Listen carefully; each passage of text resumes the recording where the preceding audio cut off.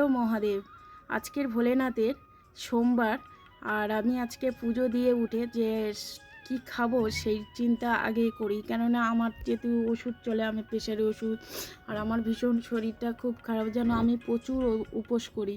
তার জন্যে ভাবলাম চলো তোমাদের সঙ্গে একটা ভিডিও শেয়ার করি। আজকের আমি বানাবো ঘুগনি সাদা আলু।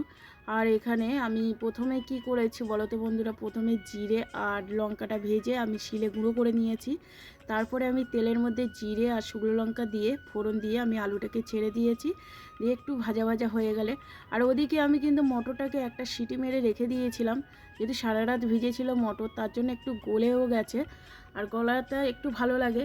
আর এখানে কোনো হলুদ ব্যবহার করব না, একটু আদা বাটা আর একটু লঙ্কা বাটা দিয়েছি, কাঁচা লঙ্কা বাটা দিয়ে, এই যে আস্ত কাঁচা লঙ্কা দিয়ে দিলাম। দিয়ে এবারে আমি পরোটা বানাবো, তার জন্য আমি পরোটাটার ময়দাটা একটু মেখে রেখে দিয়েছি, আর এখানে উপর থেকে একটু গুঁড়ো মশলা ছড়িয়ে দিয়েছি। এবার পাতলা পাতলা করে পরোটাগুলো ভেজে নেব। তবে আমি কিন্তু এডিটিং করার আগে কিন্তু আগে আমার খাওয়া হয়ে গেছিলো। সত্যি ঘুগনিটা খুবই ভালো হয়েছে, আর পরোটাটা এত নরম হয়েছে।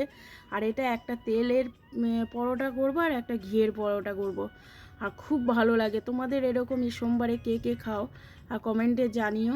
আর আমি তো উপোস করলে রুটি খাই না, কেন পোড়া জিনিস খেতে নেই ভোলানাথের, তাই আমি পরোটা আর আজকে ঘুগনি করেছি। আগেরবারে আমি সাদা আলুর তরকারি করেছি।